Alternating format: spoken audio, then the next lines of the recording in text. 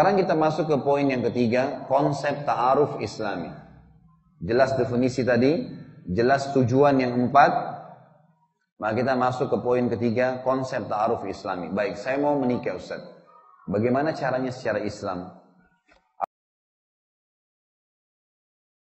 Bismillahirrahmanirrahim.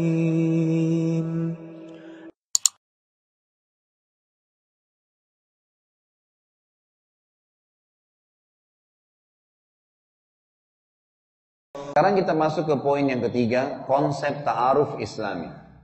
Jelas definisi tadi, jelas tujuan yang empat. Maka kita masuk ke poin ketiga, konsep ta'aruf Islami. Baik, saya mau menikah Ustaz. Bagaimana caranya secara Islam? Apakah seperti yang banyak tersebar sekarang di Indonesia dengan cara pacaran bebas dan seterusnya?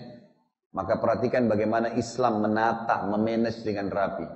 Ada 3 hal yang cukup Anda tahu dari pasangan Anda ini, bisa nikah dalam hari yang sama. Kalau sudah dapat informasi ini sudah cukup.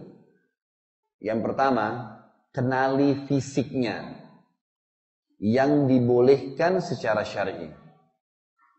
Yang dilihat adalah wajah dan telapak tangan.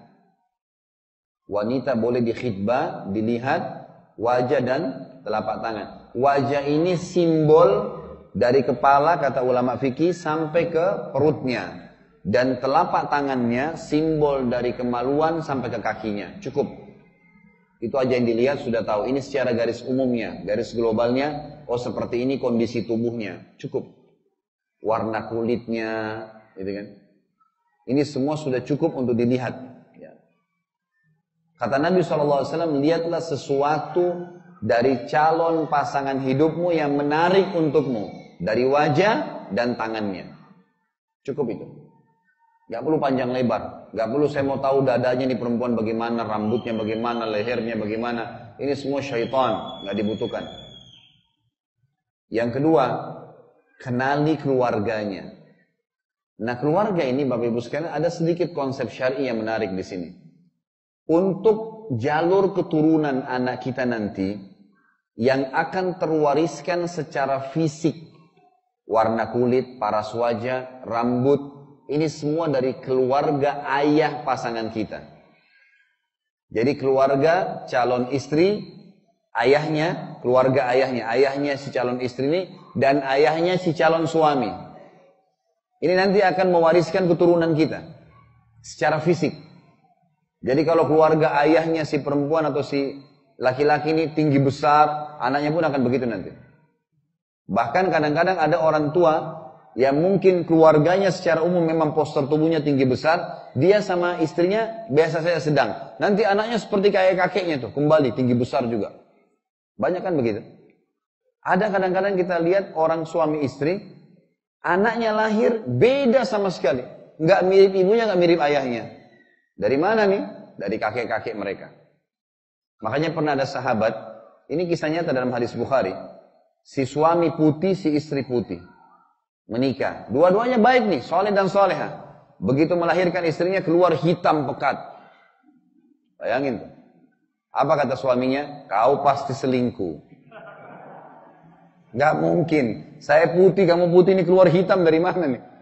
Hitam seperti orang Afrika gitu. Jadi gak nyambung.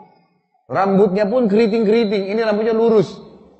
Kata si suaminya, pasti kau selingkuh. Kata istrinya, demi Allah tidak ada yang sentuh saya kecuali kamu. Baik, ini ribut 2 orang ini lapor ke Nabi SAW. Nabi SAW dapat wahyu. Apa kata Nabi SAW kepada si laki-laki? Apa kamu punya unta? Dia bilang, iya ada. Zaman dulu anak sahabat banyak suka pelihara unta. Ya. Warna apa untamu? Pasangan nggak? Jantan betina? Dia bilang, iya ada pasangan. Warna apa? Coklat, kemerah-merahan. Ada anaknya nggak? Ada. Berapa anaknya? 5 ekor anaknya. Baik, apakah semua warna kulit anaknya sama dengan orang tuanya? Kata si laki-laki ini, enggak. Ada bahkan satu yang hitam bulunya. Kenapa kata Nabi SAW? Kata si laki-laki ini, mungkin tertarik jadi jalur keturunannya. Kata Nabi SAW, anakmu juga begitu. Ini sama nih, ini jalur keturunan nih. Jadi jangan tiba-tiba memvonis pasangan selingkuh. Gitu kan? Karena memang itu bisa jadi jalur keturunan. Ini kalau kita bisa kumpulin data, sudah tahu nih, oh keluarganya ini memang orang-orang akademik, orang kampus, orang-orang baik-baik nih. Secara umum, secara fisik kita sudah lihat, kalau keluarga ibu itu mewariskan karakter, sifat.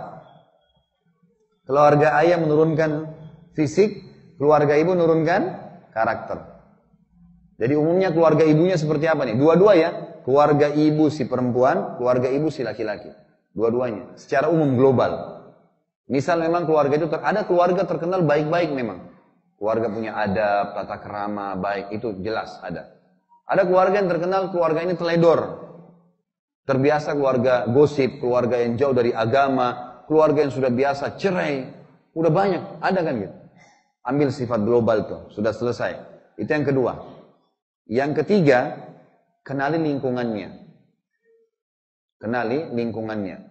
Saran saya, Bapak Ibu sekalian, untuk tidak fokus ke pertanyaan dulu, fokus ke materi ya. Karena materinya belum selesai. Lebih baik Bapak Ibu bawa pulang ilmunya, teorinya, nanti kalau ada hal-hal yang tidak jelas, saya sarankan Bapak Ibu bisa kembali ke web saya nanti, di www.khalidbasalama.com. Ada 300 ceramah, di antaranya materi ini.